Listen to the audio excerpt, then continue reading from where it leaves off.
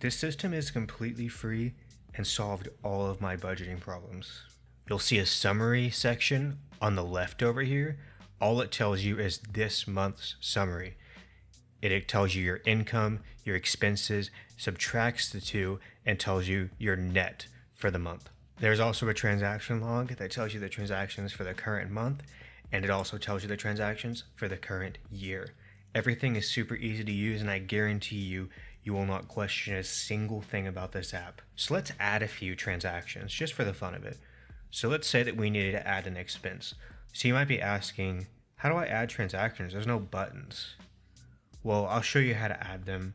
It's very, very easy. You see the transaction log right here.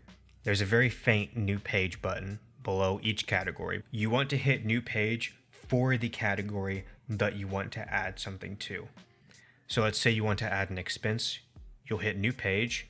The expense is going to go right there. You'll name it to, let's say, Brahms if you went out to go get something to eat. You're going to add an amount. So you'll put, let's say you spent $15.28. Bada bing, bada boom.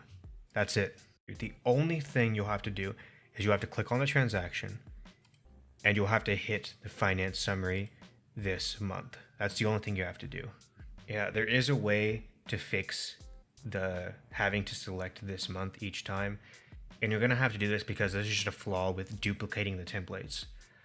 But you're going to have to click the arrow to the right.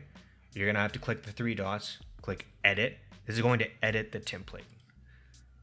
You'll hit the show more properties and you'll select the finance summary this month. You'll also do it for the expense. So now if you add a new expense and you call this one car insurance, say your car insurance is $278 even. When you open up this, the finance summary is already there.